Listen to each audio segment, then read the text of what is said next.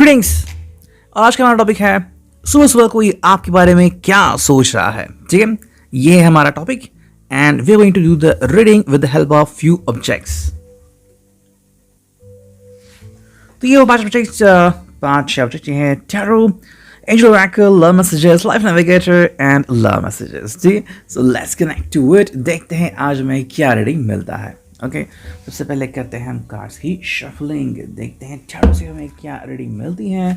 सुबह सुबह आपके बारे में क्या सोच रहा है, what is going on regarding you in their mind. ठीक है, चलो करते हैं कार्ड्स की shuffling and here we go. ठीक है, देखते हैं क्या कार्ड आते हैं।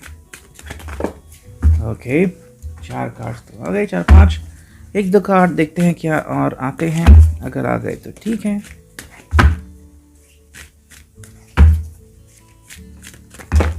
ओके, चलो ये सारे कार्ड्स आ चुके हैं। So I am going to put it away and I am going to take these cards as well. ठीक, ये कार्ड्स मैंने रखे हैं and going to take the angel oracle as well, ताकि हम रीडिंग स्टार्ट करें तो डायरेक्टली ऐसे ही शुरू हो, बीच में रुके नहीं। ओके, चलो ये भी कार्ड्स आ चुके हैं, इसको भी रखते हैं साइड में। Now we go to the love messages. देखते हैं यहाँ से हमें क्या रीडिंग मिलती है। ओके, ठीक है, या फिर ऐसे शफल करते हैं डिपेंडिंग। ठीक है,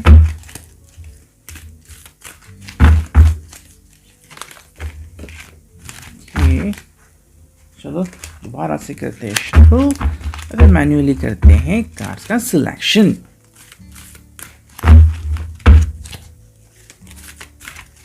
ठीक है, चलो मैन्युअली करते हैं कार्ड का सिलेक्शन। देखते हैं यहाँ पे क्या रीडिंग आती है। 1 2 3 4 एंड ये कार्ड। ठीक है, तो ये भी हो गया, इसको भी रखते हैं हम साइड में। And let's look at the life navigator. देखते हैं यहाँ से हमें क्या रीडिंग मिलती है।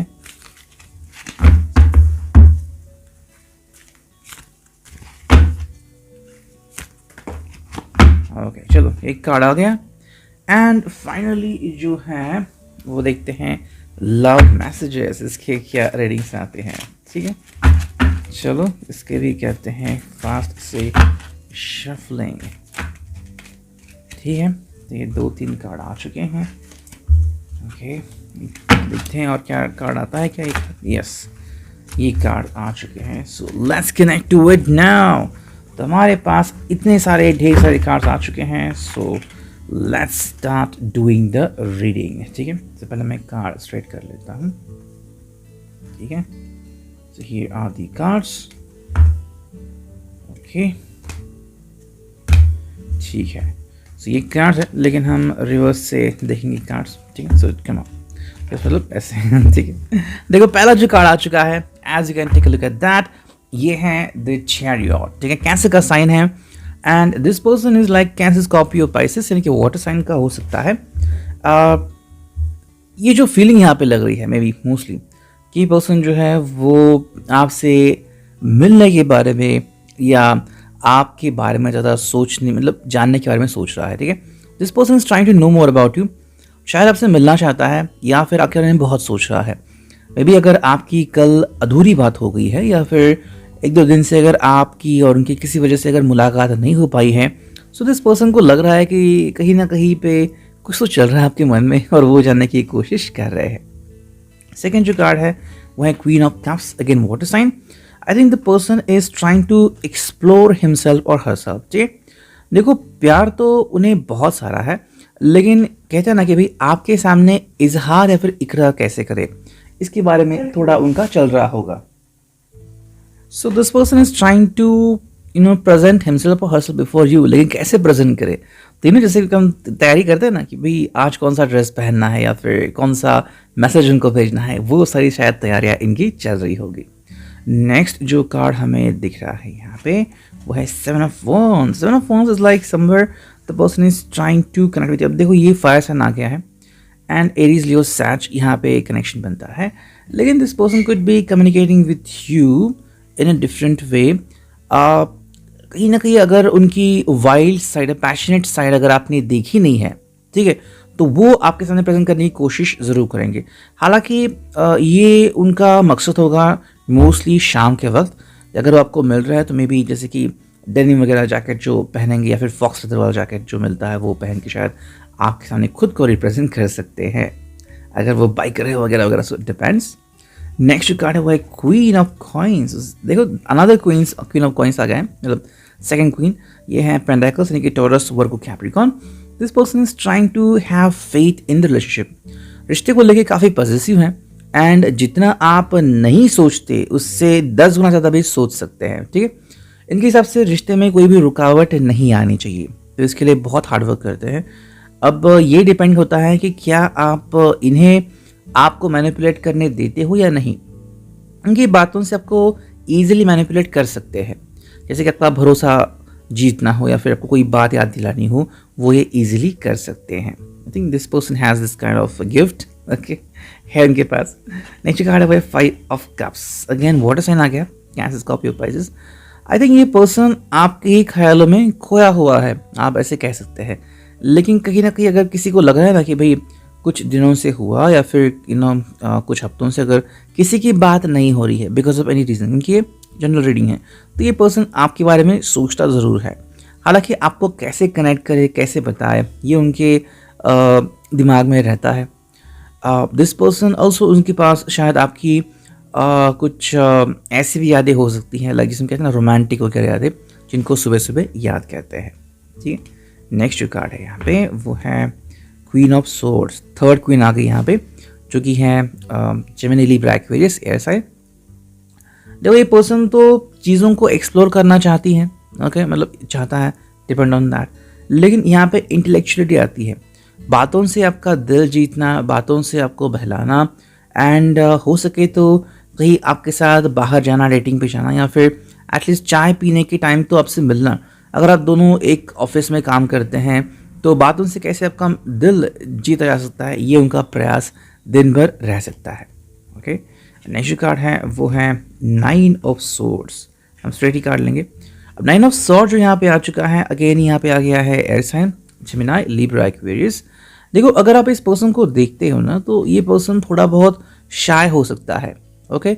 अब जितने भी कार्ड आ गए हैं उसके हिसाब से लग रहा है कि ये पर्सन थोड़ा बहुत शाय हो सकता है, एंड बिकॉज ऑफ दैट अपने आप से चीज़ों को एक्सप्लोर नहीं करेगा। आपको खुद को ही इसको किसी चीज़ के बारे में पूछना पड़ेगा। हालांकि अगर आप ज़्यादा इनको फोर्स करेंगे बात करने की वगैरह, तो शायद थोड़ा सा डिनाई भी कर सकते हैं। तो थोड़ा इनको समय दीजिए, जैसे आप इनको अपनी स्पेस देते हो तो ये खुद ब खुद आपको अपने बारे में थोड़ा बहुत बता सकते हैं, ठीक है। नेक्स्ट जो कार्ड है यहाँ पे वो है 4 ऑफ कॉइंस, जो कि है earth sign, Taurus, Virgo, Capricorn. And earth sign में जो चीज़ें नज़र आती है कि ये पर्सन जो है वो ज़्यादा ट्रेडिशनल हो सकता है, या फिर चीज़ों को ज़्यादा मतलब खुल के सामने नहीं लाने वाला। तो आपको प्यार तो कर सकता है, लेकिन अगर आप इनसे कहते हैं ना कि भाई डायरेक्टली आप जंप करो किसी चीज़ पे, कंक्लूजन पे आओ, तो वो ये शायद नहीं कर सकता। आई थिंक काफ़ी बार आपने ये चीज़ अंडरस्टैंड की होगी। ये जो कार्ड है वो 8 ऑफ वॉन्ड्स, फायर साइन। तो यहाँ पे हमें जो कार्ड दिखता है कि ये पर्सन तो कभी कभी रूठ जाता है एकदम से ओके। जब भी आप इनसे मतलब कम्युनिकेट करने की कोशिश करते हो तो ये कभी कभी रूठ जाता है, और इसके हिसाब से आप भी कभी कभी रूठ जाते हो। तो दोनों को ये चीज़ अप्लाई होती है। देखो ये पर्सन आपके बारे में सोचता ज़रूर है, लेकिन आपको भी इसको अपनी स्पेस देनी होगी, ठीक है। जैसे आप इनको अपनी स्पेस देते हो तो ये पर्सन क्या है कि उस हिसाब से बिहेव करता है। अब मे बी आज तो लग रहा है कि प्लान्स तो है उसके, लेकिन जितने भी प्लान्स है वो ऐसे है कि वो अपने मन से करेगा, एंड कहीं ना कहीं थोड़ा बहुत आपको मैनिपुलेट करने की भी कोशिश करेगा, ओके। लेकिन आपसे मैनिपुलेट होना यहाँ पे तो नहीं दिख रहा है, ठीक है, जो शायद अगर जनरली होता है तो यहाँ पे नहीं दिख रहा है। 8 ऑफ कॉइंस आ गया 8 ऑफ वॉन्ड्स के बाद, तो what a combination. It is all about the pentacles. Again यहाँ पे बात आती है कि भाई ये जो पर्सन है ये चीज़ों को इस नज़र से दिखता है कि सभी चीज़ें जो है वो सही तरीके से करी जानी चाहिए, ठीक है। अब अगर हम इसका ऑफिस टाइम देखें या फिर इसका बिजनेस टाइम देखें, तो दिस पर्सन इज़ लाइक कि वो सही तरीके से होना चाहिए, काम के वक्त काम, फिर पैशन के वक्त पैशन। तो अगर आप इसकी तरफ देखते हो तो आई थिंक इसकी ज़िंदगी बैलेंस्ड आपको नज़र आती है, ठीक है। एंड ये पर्सन ज़िंदगी बैलेंस रखने में काफ़ी विश्वास रखता है। जो कार्ड है वो है 4 of cups, and that is all about you. आपके बारे में ऐसा सोचता है ये पर्सन कि आप उनके लाइफ में आया हुआ ताज़ा हवा का झोंका हो, ठीक है। And this person can connect to you, आपसे जुड़ तो सकते हैं, लेकिन कहीं ना कहीं बात फिर से वही आती है, भरोसे की। तो हमने जो भी कार्ड देखे अभी यहाँ से कि this person is trying to understand you. देखो, अपनी तरफ से तो आगे बढ़ने की पूरी कोशिश करेंगे, लेकिन एक वर्ड आता है manipulation.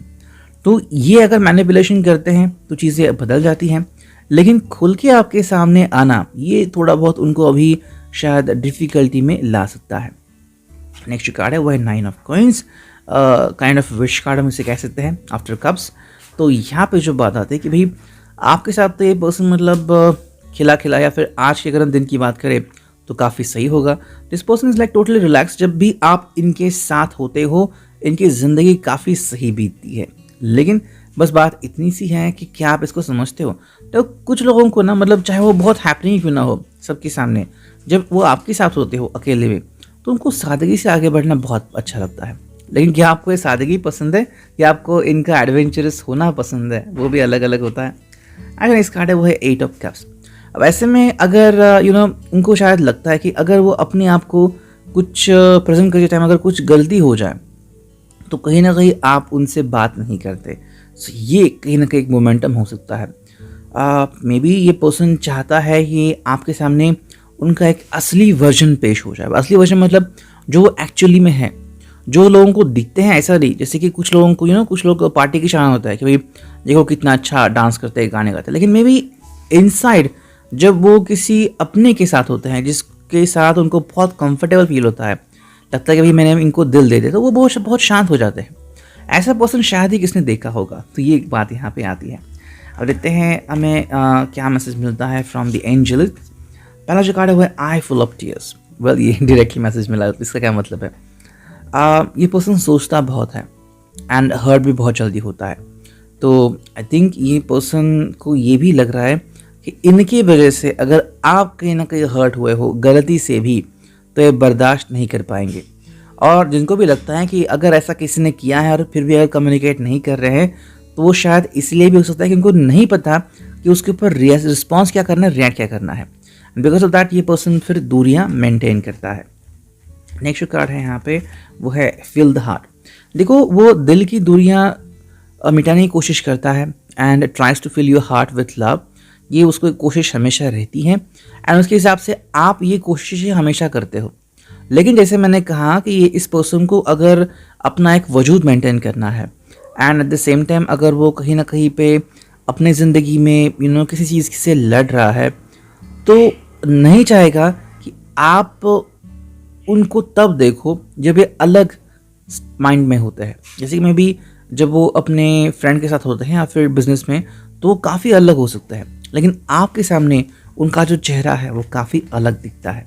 Okay, just like an actor, कि एक्टर फिल्म में तो अलग दिखता है लेकिन फैमिली के सामने शायद उसकी अलग छवि होगी।